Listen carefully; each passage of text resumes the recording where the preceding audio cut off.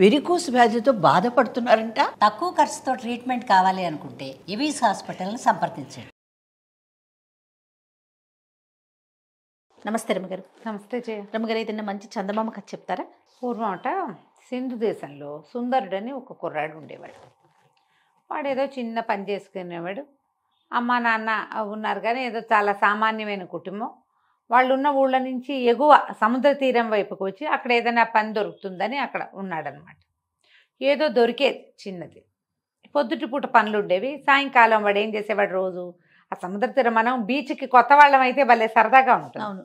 రోజు సముద్రపు తీరంలో అలా వ్యాహ్యాళికి తిరుగుతూ ఉండేవాడు. తిరుగుతుంటే ఒకనాడు సాయంకాలము వాడు వెళ్తూ ఉంటే వాడికి ఎట్లా కనపడింది, ఈ సముద్రాలకు అలలు వచ్చి అలలతో పాటు వస్తువులన్నీ అవి శంఖాలు చేపలు గీపలు వస్తాయి, కొట్టుకొస్తాయి, మళ్ళీ వెనక్కి వెళ్ళిపోతుంది. గవ్వలు వస్తాయి, ఎన్ని పీతలు గీతలు కూడా వస్తుంటాయి నీళ్ళలో నుంచి.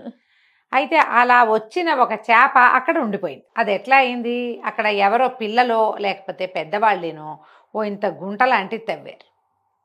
గుంటలు తవ్వితే కాసేపటికి ఇసుక వచ్చి వచ్చి పూడిపోతాయి. ఇది ఏకంగా ఒక మడుగులాగా అయ్యింది, పెద్ద గుయ్యి. ఒక చేప ఈ అలతో పాటు కొట్టుకొచ్చి ఆ మడుగులో కొట్టుకుంటోంది. అది ఎంత ఎగిరినా మడుగులోంచి పైకి రాలేకపోతుంది. బంగారపు రంగు చేప ఎంత చక్కగా ఉందో. వీడేం చేశాడు సుందరుడు, దాని దగ్గరికి వెళ్ళి అది అలతో పాటు పైకి ఎక్కడానికి ట్రై చేస్తోందని అర్థమైంది. పాపం సముద్రంలోకి పోవాలనుకుంటోంది. సముద్రంలో ఉండే చేప అంత మడుగులో అట్ట గోతులో ఉండమంటే ఎట్లా ఉంటుంది. అవును. అందుకని వీడేం చేశాడు, ఆ గొయ్యి దగ్గర కూర్చుని దానిటా చేతితోటి పైకి లేవదీసి అల వచ్చినప్పుడు అల మీదకి విసిరాడు. విసిరేసరికల్లా ఆ చేప బతుకు జీవుడా అని లోపలికి వెళ్ళిపోయింది లోపలికి. ఇక మళ్ళీ రాల.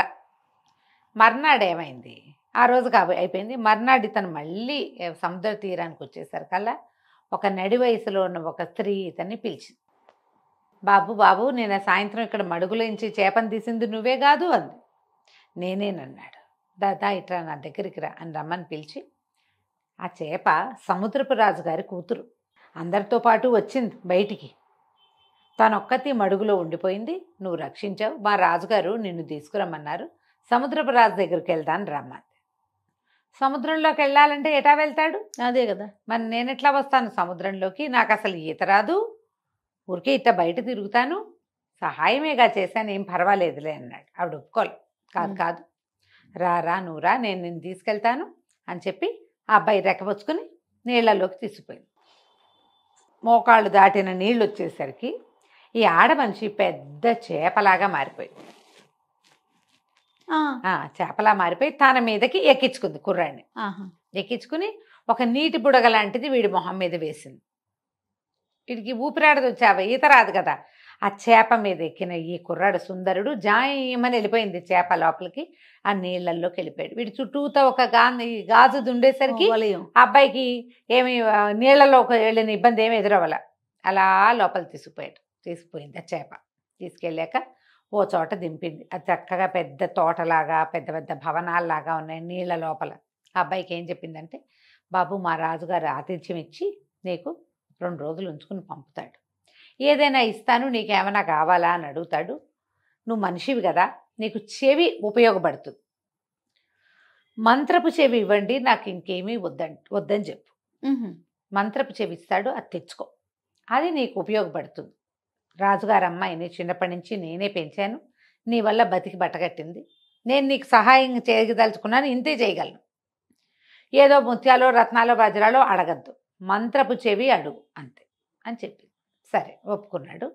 రాజుగారి దగ్గరికి తీసుకుపోయింది. ఆయన పరమానంద భరితుడైపోయి ఈ అబ్బాయికి బోళ్ళని చేపలతో వాటితో వీటితో సేవలు చేయించి 4 రోజులు చక్కగా ఉంచుకొని బాగా ఆతిథ్యం ఇచ్చి ఎన్నో రకాల సముద్రపు భోజనాలు పెట్టివిచ్చి ఇటు తిప్పి ఉంచుకున్నాడు.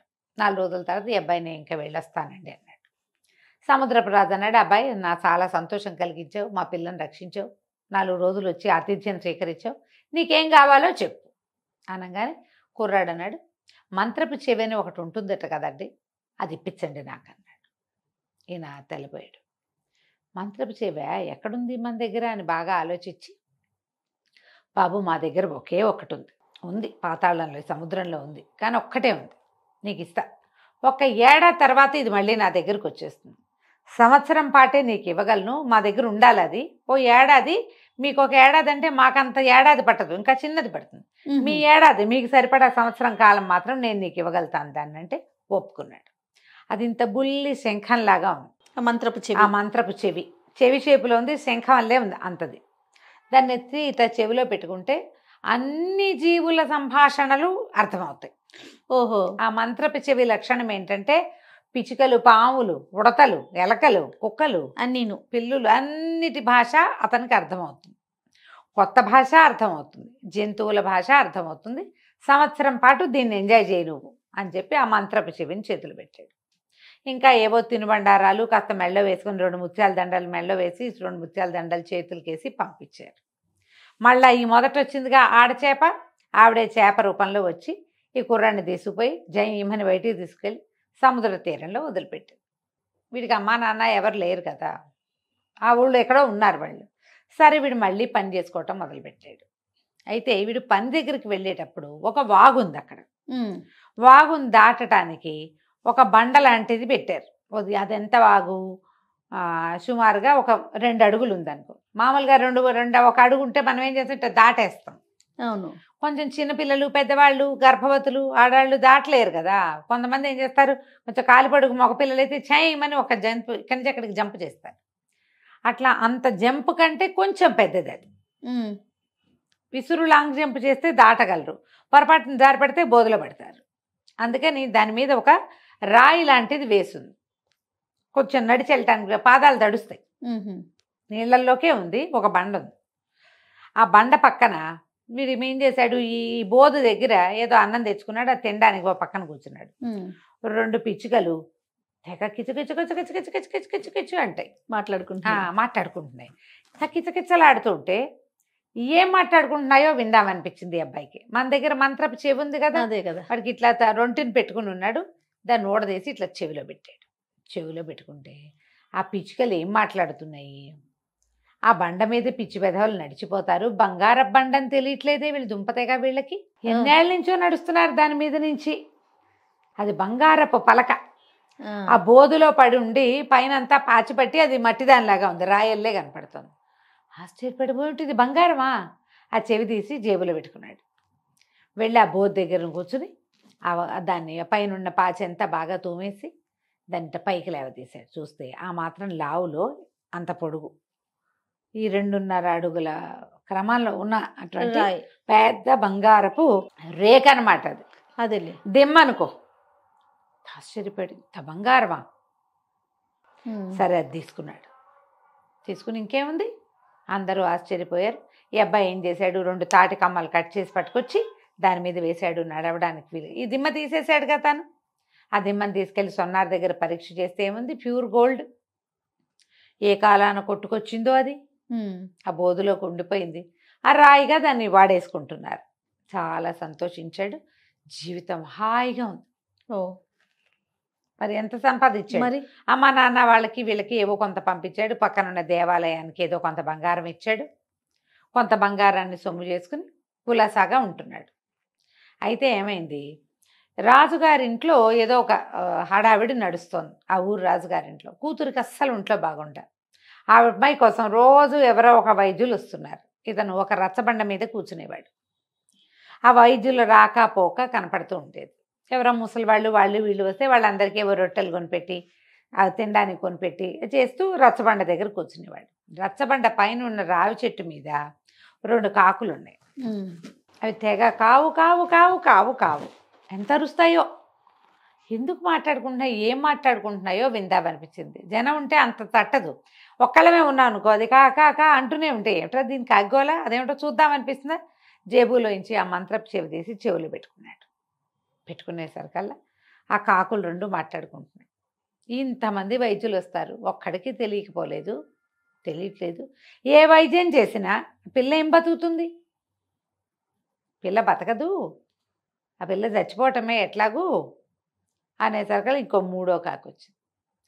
అసలు దానికి చేసిన జబ్బేమిట్రా అన్నా అసలు అని అడిగేసరికల్లా ఈ ముందు 2 కాకులు ఉన్నాయిగా, ఈ 2 కాకల్లో ఓ కాకి చెప్పింది, ఆ రాజుగారు నిరుడు ఇల్లంతా నేయిచ్చారు, బిల్డింగ్ అంతా గడ్డి పెట్టారు. అందులో ఆ గడ్డిలో ఒక పాము చిక్కుకుపోయింది. అది ఆ ఇంటి మీద ఉంది, ఆ ఇంటి పైకప్పు మీద. ఆ కప్పు మీద గడ్డి వేయబడిన పార్టు యువరాణి యొక్క గదిలోకి ఉంది. ఆ పాము ఆహారం లేక కృషించిపోయింది. దాన్ని ఏడుపు కొట్టి యువరాణికి జబ్బు చేసింది.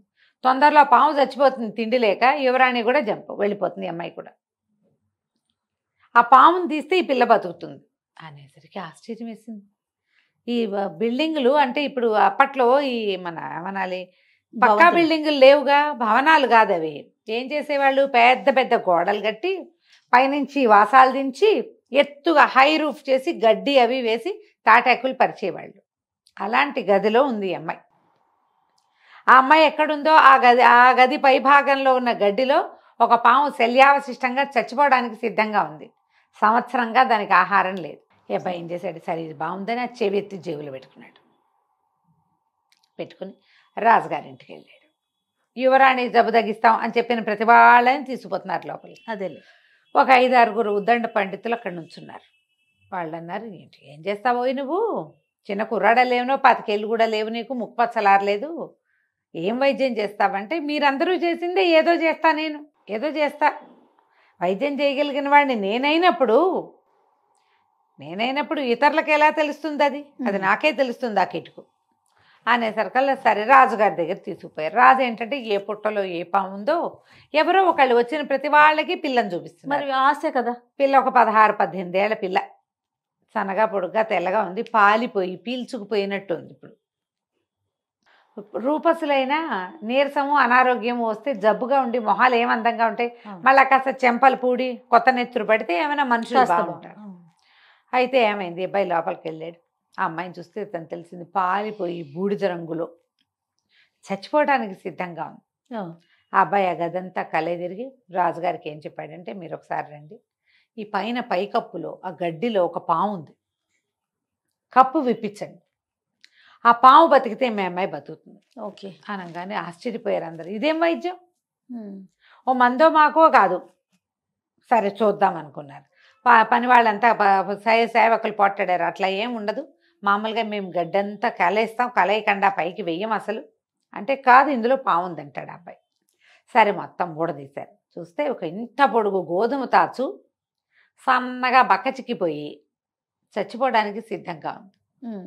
ఆమె బాబాయ్ ఇంకేముందని ఆ పాముని కిందకి దించి, పైనుంచి కింద పడితే చితికిపోతుంది అది, దాన్ని అలాగ గడ్డి చుట్టలతోటి కిందకి దించారు. ఓ పెద్ద గిన్నెతో పాలు పోసి పెట్టారు, ఓ గిన్నెతో నీళ్లు పోసి పెద్ద పెద్ద పాత్రతోటి నీళ్లు పెట్టారు. ఆ పాము మెల్లిగా పాలు కాసిన తాగి, పాము పాలు తాగుతున్నాను అడగండి, ఇది కథ. పోయి ఆ నీళ్ళల్లోకి పాల దగ్గరికి నీళ్ళల్లోకి పాల దగ్గరికి 5-6 సార్లు తిరిగింది. తిరిగేసరికి దానికి కొంచెం ఓపిక వచ్చింది. అట్లా నీటిలో తిరుగుతాయట సర్పాలు.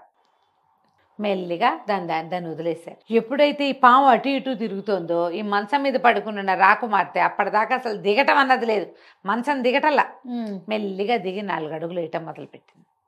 పాము ఇలా బయటికి వెళ్ళింది, పిల్ల బయటకు వచ్చింది. బయటకు వచ్చింది, నాన్న అని నీరసంగా బయటకు వచ్చింది. వచ్చేసరికి అందరూ ఆశ్చర్యపోయారు.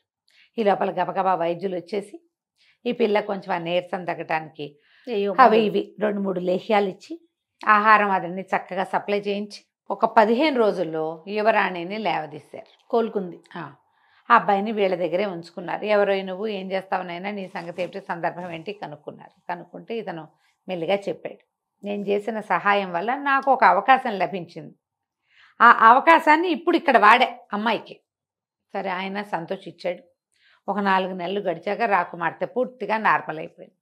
రాజుగారు అన్నాడు, మా పిల్లని బతికించావు, పిల్లని పిచ్చి పెళ్లి చేస్తా, హాయిగా ఇక్కడే ఉండు, మా దగ్గరే ఉండు, యువరాజు ఉన్నాడు, అతను రాజు అవుతాడు, నువ్వు రాజుగారి బావమరిది అవుతావు, హాయిగా ఉండొచ్చు కదా, ఏదైనా వ్యాపారం పెట్టిస్తాం పెద్ద రకంది, వ్యాపారాన్ని జరుపుకుంది. కానీ రాజుగారి అల్లుడు వ్యాపారం బాగా నడుస్తుంది కదా.